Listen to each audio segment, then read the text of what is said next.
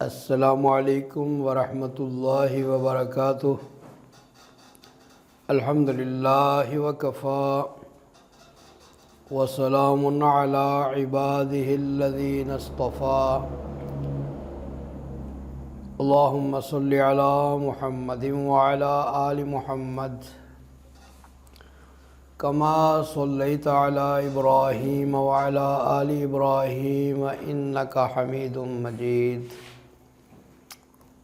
اللہم بارک علی محمد وعلی آل محمد کما بارکت علی ابراہیم وعلی آل ابراہیم انک حمید مجید۔ رب اشرح لی صدری ویسر لی امری واحلل عقدۃ من لسانی یفقہوا قولی۔ اما بعد، معزز ناظرین، خلاصہ مضامین قرآن کے سلسلہ میں آج ہماری 19ویں نشست ہے، اور آج ہم اللہ کی توفیق سے قرآن مجید کے 19ویں پارے کے مضامین کا خلاصہ سماعت کریں گے۔ 19ویں پارے کے آغاز میں سورۃ الفرقان کا آخری حصہ ہے، اور سورۃ الفرقان میں اللہ سبحانہ و تعالی نے اپنے جو محبوب بندے ہیں، جو عباد الرحمن ہیں، ان کی کچھ نمایاں صفات بیان فرمائی ہیں، اور اگر کوئی شخص رحمان کے خاص محبوب بندوں میں شامل ہونا چاہتا ہے تو اسے چاہیے کہ وہ ان اوصاف کو اپنے اندر پیدا کرنے کی کوشش کرے۔ فرمایا کہ اپنے چال کے اندر وہ نرمی رکھتے ہیں، یمشون علی الارض ہونا، جب زمین پر چلتے ہیں تو آہستگی کے ساتھ، نرمی کے ساتھ، عاجزی کے ساتھ اور انکساری کے ساتھ چلتے ہیں۔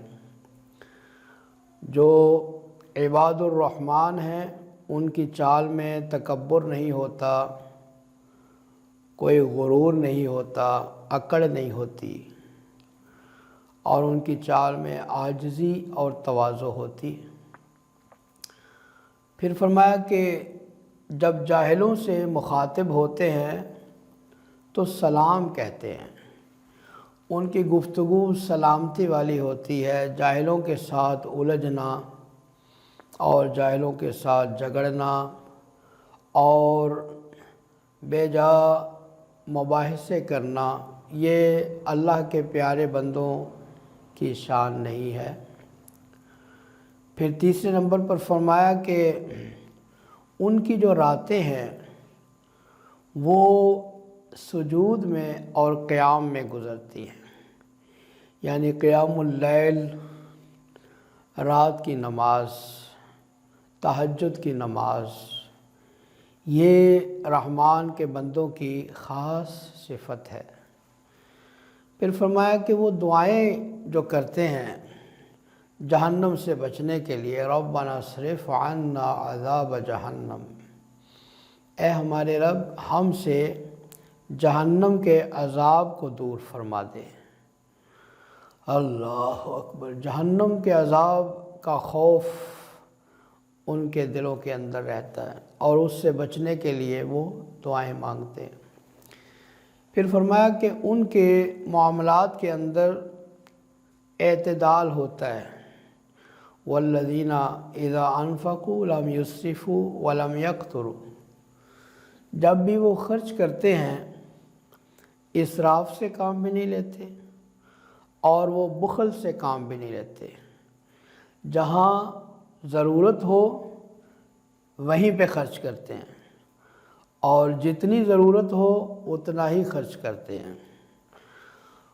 فرمایا کہ اللہ کے ساتھ وہ کسی اور الہ کو، معبود کو نہیں پکارتے، شرک نہیں کرتے۔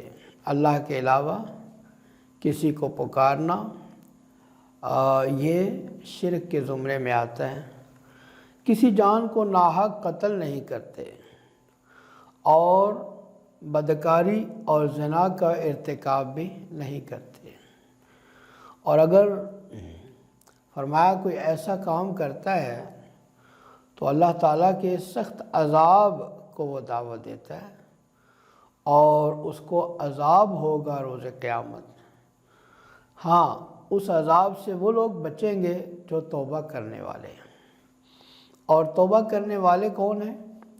فرمایا کہ ایمان، عقیدے کی اصلاح اور عمل صالح۔ فرمایا کہ جو لوگ اس طرح توبہ کرتے ہیں، یعنی اپنے عقیدے کو درست کر لیتے ہیں، عمل کو بھی درست کر لیتے ہیں، فَأُولَئِكَ يُبَدِّلُ اللَّهُ سَيِّئَاتِهِمْ حَسَنَاتٍ۔ فرمایا کہ اللہ تعالیٰ ان کے جو برائیاں ہیں، ان کے جو گناہ ہیں، ان کو نیکیوں کے اندر تبدیل کر دیتے ہیں۔ دیکھیں اللہ تعالیٰ کا اپنے بندوں کے اوپر کتنا بڑا احسان ہے کہ بندہ 50 سال گناہ کرتا رہا، 60 سال گناہ کرتا رہا، اب وہ توبہ کر رہا ہے تو اس کے دل کے اندر یہ پچھتاوا یقیناً ہوگا کہ میں توبہ تو کر رہا ہوں، اللہ مجھے معاف تو کر دے گا، لیکن میرے 50 سال تو ضائع ہو گئے، میرے 60 سال تو ضائع ہو گئے۔ لیکن اللہ تعالیٰ فرماتے ہیں کہ ہم کیا کرتے ہیں، اس کے گناہوں کو بھی نیکیوں کے اندر لکھ دیتے ہیں جب کوئی انسان سچے دل سے تائب ہو کے اللہ تعالیٰ سے معافی مانگ لیتا ہے اور گناہوں کو چھوڑ دیتا ہے۔ اللہ تعالیٰ ہمیں سچے دل سے توبہ کرنے کی، توبۃ النصوح کی توفیق عطا فرمائے۔ پھر فرمایا کہ گناہ کے کاموں میں شریک نہیں ہوتے، گناہ کی باتوں میں وہ شامل نہیں ہوتے، اور اگر کہیں لغو کام ہو رہا ہو، فضول کام ہو رہا ہو تو اس میں بھی شریک نہیں ہوتے۔ فرمایا کہ جب ان کو ان کے رب کی آیات سنا کے نصیحت کی جاتی ہے تو بہرے اور اندھے بن کے نہیں رہتے، بلکہ وہ پوری توجہ کے ساتھ اس کو سنتے ہیں، اس کو قبول کرتے ہیں، پھر اللہ سے دعا کرتے ہیں ربنا ہب لنا من ازواجنا وذریاتنا قرۃ اعین وجعلنا للمتقین اماما۔ اے ہمارے رب، ہماری بیویوں اور ہماری اولاد کی طرف سے ہمیں آنکھوں کی ٹھنڈک عطا فرما، اور ہمیں متقین کے لیے امام بنا، یعنی ایسا بنا کہ ہمیں دیکھ کے متقین جو ہے رہنمائی حاصل کریں۔ تو یہ بڑی عظیم دعا ہے، اس کو بھی ہمیں یاد کرنا چاہیے۔ اس کے بعد سورہ الشعراء ہے۔ سورۃ الشعراء جو ہے اس کے اندر اللہ سبحانہ و تعالیٰ نے مختلف انبیاء کرام کے واقعات بڑے منفرد اور اچھوتے انداز سے بیان فرمائے ہیں۔ وہی جناب موسیٰ علیہ السلام کا واقعہ مفصل بیان ہے، فرعون کے ساتھ ان کے معاملات۔ پھر اس کے بعد جناب ہود علیہ السلام، جناب صالح علیہ السلام، جناب ابراہیم، جناب نوح اور جناب لوط علیہ السلام، جناب شعیب علیہ السلام، ان تمام انبیاء کے واقعات بیان کیے گئے کہ کس طرح انہوں نے دعوت دی، کس طرح پھر قوموں نے ان کی مخالفت کی، اور کس طرح انہوں نے دعائیں کی اور اللہ تعالیٰ نے ان کو نجات عطا فرمائی، اور قوموں کے اوپر اللہ تعالیٰ نے عذاب نازل فرمایا۔ سورہ الشعراء میں اللہ سبحانہ و تعالیٰ نے شعراء کا تذکرہ کیا ہے، یعنی جو شاعر لوگ ہیں۔ فرمایا وَالشُّعَرَاءُ يَتَّبِعُهُمُ الْغَاوُونَ۔ فرمایا شاعر لوگوں کے پیروی اور اتباع صرف بے وقوف لوگ کرتے ہیں۔ أَلَمْ تَرَ أَنَّهُمْ فِي كُلِّ وَادٍ يَهِيمُونَ۔ کیا آپ نہیں دیکھتے کہ وہ ہر وادی کے اندر جو ہے وہ پھرتے ہیں، ٹامک ٹوئیاں مارتے ہیں۔ وَأَنَّهُمْ يَقُولُونَ مَا لَا يَفْعَلُونَ، اور ان کے قول اور فعل میں تضاد ہوتا ہے، وہ بات کرتے ہیں جو کرتے نہیں ہیں، وہ بات کہتے ہیں جو کرتے نہیں ہیں۔ یعنی آج بھی ہم دیکھیں کہ قرآن کریم سے تو ہم دور ہیں، لیکن مختلف شعراء ہیں، ان کی شاعری کو لے کر ہم جو ہے اس سے محظوظ بھی ہوتے ہیں اور اس کو جو ہے نا بہت زیادہ اہمیت بھی دیتے ہیں۔ فرمایا کہ اکثر جو شاعر ہیں وہ اسی طرح ہوتے ہیں، لیکن اس سے پھر اللہ نے کچھ کو مستثنا کر دیا، الا الذین آمنوا وعملوا الصالحات۔ ہاں وہ شاعر جن کے دلوں میں ایمان ہے اور جو نیک عمل کرنے والے ہیں، وَذَكَرُوا اللَّهَ كَثِيرًا، اور کثرت سے اللہ کا ذکر کرنے والے ہیں۔ فرمایا کہ وہ جو شاعر ہیں وہ اس سے مستثنا ہیں، کیوں کہ ان کی شاعری کے اندر ایمان کی بات ہوتی ہے، ان کی شاعری کے اندر نیک عمل کی بات ہوتی ہے، دین کی بات ہوتی ہے، آخرت کی فکر کی بات ہوتی ہے۔ چنانچہ رسول اکرم صلی اللہ علیہ وآلہ وسلم کے کچھ شعراء تھے، صحابہ کرام، ان کے اشعار جو ہیں وہ بڑے ہی زیادہ اصلاح کرنے والے۔ جناب حسان رضی اللہ تعالیٰ عنہ پیارے پیغمبر علیہ السلام کے شاعر تھے، اور کفار جو آپ صلی اللہ علیہ وسلم کی ہجو کرتے تھے، جناب حسان رضی اللہ تعالیٰ عنہ اشعار کے اندر ان کا جواب دیتے اور رسول اللہ صلی اللہ علیہ وآلہ وسلم کی تعریف فرماتے۔ بلکہ ایک موقع پر تو رحمت دو عالم صلی اللہ علیہ وآلہ وسلم نے ان کو مسجد نبوی میں اپنے سامنے اپنے ممبر پر بٹھا کر جو ہے ان کو شعر کہنے کا حکم دیا اور ان کے لیے دعا فرمائی، اور ان کے بڑے مشہور اشعار ہیں کہ احسن من کا لم تر قط عینی، اجمل من کا لم تلد النساء، خلقت مبرعا من كل عیب کأنک قد خلقت کما تشاء۔ فرماتے ہیں کہ آپ سے زیادہ حسین میری آنکھ نے دیکھا نہیں، اور آپ سے زیادہ جمیل کسی ماں نے جنا نہیں۔ آپ کو ہر عیب سے پاک پیدا کیا گیا، اور آپ ایسے پیدا ہوئے گویا کہ آپ اپنی مرضی اور خواہش کے مطابق پیدا کیے گئے۔ اور ان کے بڑے مشہور اشعار ہیں کہ شق لہ وشق لہ من اسمہ لیجلہ، فذو العرش محمود وہذا محمد، وضم الالہ اسم النبی مع اسمہ، اذا قال فی الخمس المؤذن اشہد۔ کہتے ہیں کہ اللہ تعالیٰ نے آپ صلی اللہ علیہ وسلم کا جو نام ہے وہ اپنے نام کے حروف سے نکالا ہے، یعنی ح، میم اور دال۔ اللہ نے اپنے محبوب کا جو نام ہے اپنے نام میں سے نکالا ہے۔ جو عرش والا ہے اللہ وہ خود محمود ہے، حمید، تعریف کیا گیا، اور یہ جو ہمارے آقا ہیں یہ محمد ہے صلی اللہ علیہ وسلم۔ اور فرماتے ہیں کہ اللہ تعالیٰ نے آپ کے نام کو اپنے نام کے ساتھ ملا دیا، جوڑ دیا، کہ جب مؤذن 5 اذانوں کے اندر اشہدو کہتا ہے تو جہاں وہ اشہد اللہ الہ الا اللہ کہتا ہے، وہاں وہ اشہد ان محمد رسول اللہ کہتا ہے صلی اللہ علیہ وسلم۔ یعنی کتنے پیارے انداز میں آپ کی طرف۔ تو یہ جو اہل ایمان ہیں، فرمایا شاعر یہ ایسے نہیں ہے، ان کی شاعری جو ہے اس کے اندر خیر ہے۔ سورہ النمل ہے،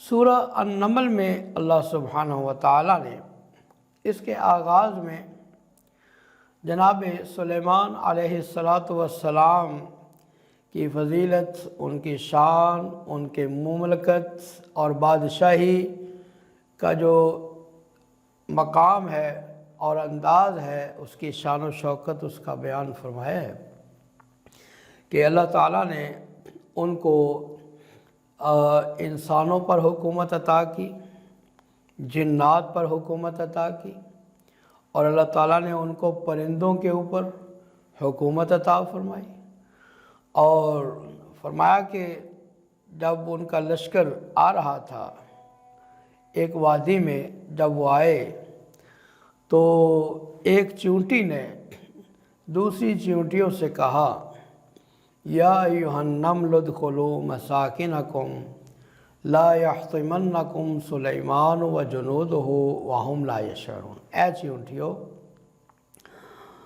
تم اپنے بلوں میں چلی جاؤ، کہیں سلیمان اور ان کا لشکر تمہیں لا علمی میں اپنے پیروں کے نیچے روند نہ دے۔ تو یہاں سے ایک ہمیں سبق ملتا ہے کہ ایک چیونٹی جو جسم کے اعتبار سے انتہائی نحیف اور حقیر جانور ہے، ایک معمولی سا کیڑا ہے، اس کے دل کے اندر بھی اپنی ہم جنسوں کے لیے کتنی زیادہ تڑپ ہے، ان کی فکر ہے، اور ان کو تکلیف سے بچانے کے لیے اس کو کتنا احساس ہے۔ کہیں تم مسلی نہ جاؤ پاؤں کے نیچے، ہلاک نہ ہو جاؤ، اپنے اپنے بلوں میں چلی جاؤ۔ تو یہاں ہمارے لیے ایک سبق ہے کہ ایک ننھا سا جانور اگر اپنے ہم جنسوں کے لیے اتنا احساس کرنے والا ہے، تو ہم جو اشرف المخلوقات ہیں، ہم جو انسان ہیں، ہمیں بھی انسانیت کا جو ہے وہ درد ہمارے دلوں میں ہونا چاہیے، اور انسانیت کی فکر ہمارے دلوں میں ہونی چاہیے، انسانی عالمی ایک سوچ ہمارے اندر ہونی چاہیے، اور انسانوں کی خیر اور بھلائی کے لیے ہمیں پوری دنیا کے انسانوں کے لیے کوشش کرنی چاہیے، اور ان کی سب سے بڑی بھلائی انسانیت کی یہ ہے کہ ان کو جہنم سے بچایا جائے، اور ان کو جہنم کے عذاب سے نجات دلائی جائے، اور ان کو جنت کے اندر لے جانے کے لیے کوشش کی جائے۔ اللہ تعالیٰ کہتے ہیں کہ اس چیونٹی کی جو آواز ہے وہ اللہ تعالیٰ نے سلیمان علیہ السلام کو سنا دی۔ فَتَبَسَّمَ ضَاحِكًا مِّن قَوْلِهَا، جناب سلیمان علیہ السلام مسکرائے، ان کے چہرے پر تبسم آ گیا کہ ایک چیونٹی کے دل کے اندر کتنی بھلائی اور کتنی خیر ہے۔ تو ساتھ ہی اللہ تعالیٰ کے آگے دعا کر دی، رب اوزعنی ان اشکر نعمتک التی انعمت علی وعلی والدی وان اعمل صالحا ترضاہ وادخلنی برحمتک فی عبادک الصالحین۔ یہ دعا ہے ان کی کہ اے میرے رب، مجھے توفیق دے کہ میں تیری نعمتوں کا شکر بجا لاؤں۔ یعنی اللہ کی نعمتیں یاد آ گئی نا جناب سلیمان علیہ السلام، کہ اللہ کے کتنے احسان ہیں، چیونٹیوں کی آوازیں، چیونٹیوں کی بولیاں، پرندوں کی بولیاں، اللہ اکبر۔ تو اے اللہ، مجھے شکر کی توفیق عطا کر، وہ نعمتیں جو تو نے مجھ پر نازل فرمائی، میرے والدین پہ کی، اور مجھے توفیق دے کہ میں ایسے نیک عمل کروں کہ جن پر تو راضی ہو جائے، اور اپنی رحمت کے ساتھ مجھے اپنے نیک بندوں میں شامل کر لے۔ یہ بڑی عظیم دعا ہے۔ پھر اللہ سبحانہ و تعالیٰ نے ہدہد کا واقعہ یہاں پر بیان فرمایا اس بارے میں کہ جناب سلیمان علیہ السلام نے جب حاضری لگائی تو دیکھا ہدہد غائب ہے، نظر نہیں آ رہا۔ فرمایا کہ مجھے نظر نہیں آ رہا یا واقعی غیر حاضر ہے، اگر بغیر کسی وجہ کے وہ چلا گیا ہے بغیر بتائے ہوئے تو میں اسے بڑی سزا دوں گا۔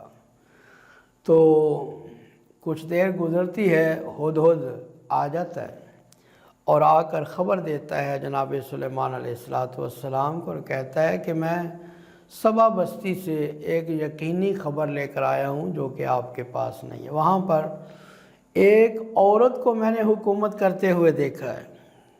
عجیب، تعجب کر رہا ہے ہدہد، ایک عورت کو دیکھا ہے وہ مردوں کی حکمران بنی ہوئی ہے، اور سارے اسباب بھی اس کے پاس ہیں اور تخت بھی اس کا بڑا ہے، لیکن اس سے بڑی حیران کن بات یہ ہے کہ میں نے دیکھا ہے کہ وہ عورت بھی اور اس کی قوم بھی اللہ کو چھوڑ کر سورج کو سجدہ کر رہے ہیں، اور شیطان نے ان کے لیے ان کے عمل بڑے مزین کر کے پیش کیے ہیں۔ دیکھیں یہ ہدہد ہے، ایک چھوٹا سا پرندہ ہے، اور اس بات پر پریشان ہے کہ اللہ کے علاوہ کسی اور کو سجدہ کیوں کر رہا ہے، اور کہتے ہیں کہ اللہ یسجد للہ، یہ اللہ کو سجدہ کیوں نہیں کرتے؟ وہ اللہ جو آسمان و زمین کی چھپی ہوئی چیزوں کو نکال کے لے آتا ہے، وہ اللہ جو وہ کچھ جانتا ہے کہ جو تم ظاہر کرتے ہو، جو تم چھپاتے ہو، اللہ کو سجدہ کیوں نہیں کرتے؟ ہدہد تعجب کر رہا۔ جناب سلیمان علیہ السلام اس کی خبر سن کر پریشان ہوئے، میری بادشاہی میں کوئی ایسی جگہ بھی ہے زمین پر کہ جہاں غیر اللہ کو سجدہ ہو رہا ہو؟ کہا نہیں، ہم پہلے تصدیق کریں گے تو صحیح کہہ رہا ہے یا غلط کہہ رہا ہے، یہ خط ہے لے جا، اور یہ خط ان کو پہنچا کے اور دیکھ کہ وہ کیا جواب دیتے ہیں، اس کا رد عمل دیتے ہیں۔ تو یہ خط لے کر ہدہد جاتا ہے ملکہ بلقیس کے پاس، اور ملکہ جو ہے وہ اپنے درباریوں کو بلا کر کہتی ہے یا ایھا الملأ انی القی الیہ کتاب کریم، میرے پاس ایک بڑی عزت والی چٹھی آئی ہے، انہ من سلیمان، یہ چٹھی سلیمان کی طرف سے ہے، اور اس کا متن کیا ہے؟ بسم اللہ الرحمن الرحیم اللہ تعالی علیہ واتونی مسلمین، بس یہ متن ہے اس کا۔ بسم اللہ، اس کا مطلب ہے کہ ہم جو بھی خط لکھیں، کسی کو کوئی مراسلہ لکھیں تو اس میں بسم اللہ ضرور لکھنی چاہیے، اور آگے پیغام کیا ہے؟ اللہ تعالی علیہ واتونی مسلمین، سرکشی نہ کرنا اور فرما بردار ہو کر اطاعت قبول کر کے میرے پاس آ جاؤ، بس یہ حکم۔ کہنے لگی کہ بادشاہ لوگ جب کسی بستی میں حملہ کرتے ہیں تو تباہ و برباد کر دیتے ہیں اور عزت والے لوگوں کو ذلیل اور رسوا کر دیتے ہیں۔ میں کچھ تحائف جو ہے دے کر بھیجتی ہوں بادشاہ سلمان کو، اور دیکھتی ہوں کہ اس کا رد عمل کیا ہوتا ہے۔ چنانچہ اس کا نمائندہ ایلچی تحائف لے کر جب آیا تو جناب سلیمان علیہ السلام نے کہا کہ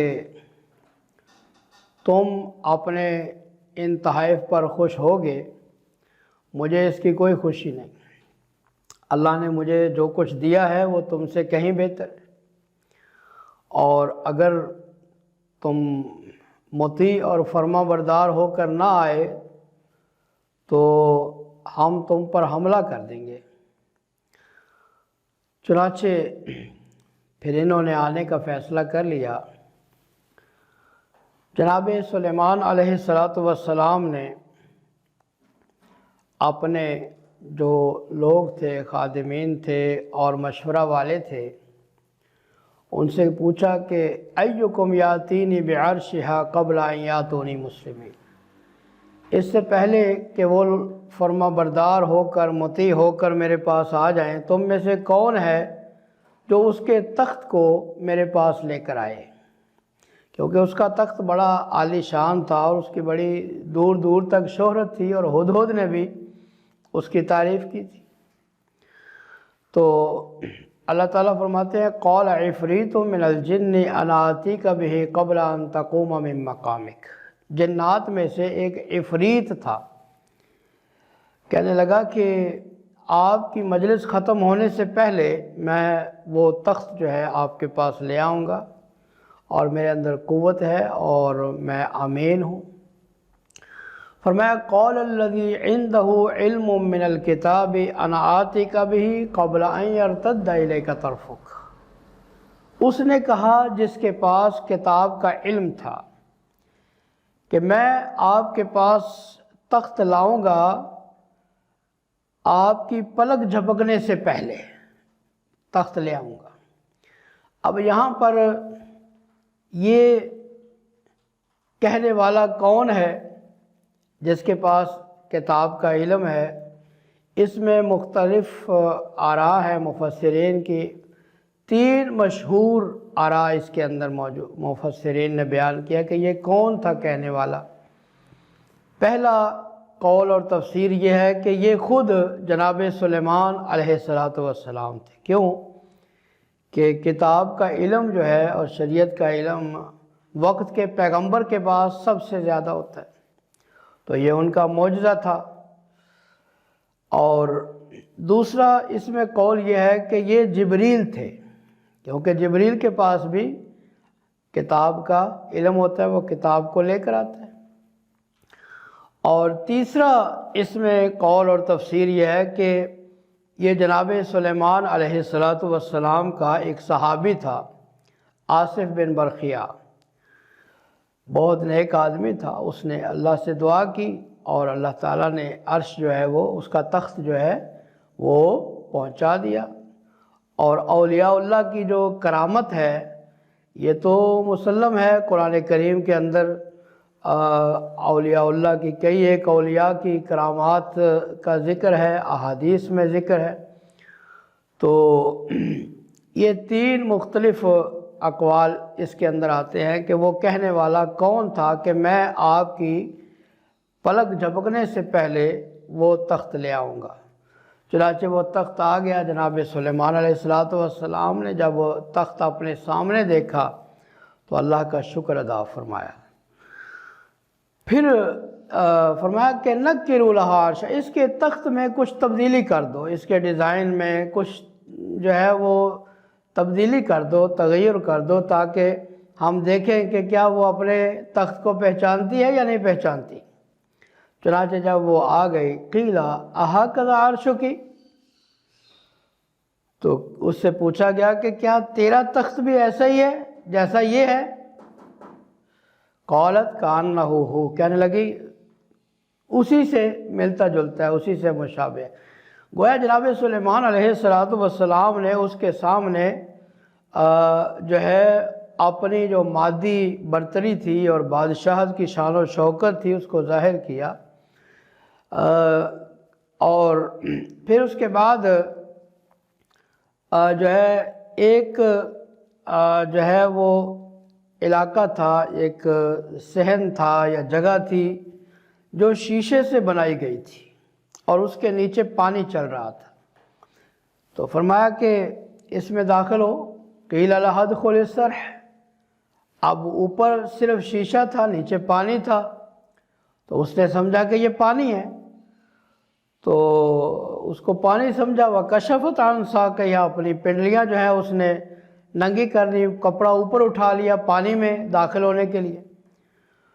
تو جناب سلیمان فرمایا انہ صرح ممرد من قوار، یہ شیشہ ہے، پانی نہیں ہے، پانی نیچے ہے، اوپر شیشہ ہے۔ تو اس سے بھی اس کے سامنے شان و شوکت کو ظاہر کرنا، کیونکہ یہ مادہ پرست لوگ تھے اور ان کو دکھانا تھا کہ اللہ تعالیٰ نے ان کو کتنی جو ہے وہ شان و شوکت عطا کی ہے، کتنی عظمت عطا کی ہے، اور جناب سلیمان علیہ السلام کی بادشاہت کا کیا عالم ہے۔ اور پہلے آپ سن آئے ہیں کہ اللہ تعالیٰ نے ہوا کو ان کے لیے مسخر کر دیا تھا کہ ہوا جو ہے جہاں وہ جانا چاہتے تھے ان کو اڑا کے لے جاتی تھی۔ تو یہاں پر پھر وہ جو ملکہ بلقیس ہے وہ اس نے اپنی غلطی کا اعتراف کیا اور پھر وہ مسلمان ہوئی اور اس نے اللہ کی توحید کو قبول کیا، ایمان کو قبول کیا، شرک سے توبہ کی، اور اس طرح اس نے اپنے قوم کو ایک بہت بڑی تباہی سے اور ہلاکت سے بچایا اپنی عقل مندی کی وجہ سے۔ اس کا واقعہ اللہ تعالیٰ نے اسی پارے کے اندر بیان فرمایا ہے۔ تو یہ جو ہے پارہ ہے 19واں، جو کہ آپ کے سامنے اس کی خاص مضامین پیش کیے گئے۔ اللہ تعالیٰ نے چاہا تو 20ویں پارے کے مضامین کا خلاصہ اگلی نشست میں آئے گا۔ اللہ تعالیٰ ہمیں قرآن کریم کو سمجھنے اور عمل کرنے کی توفیق عطا فرمائے۔ وآخر دعوانا ان الحمد للہ رب العالمین۔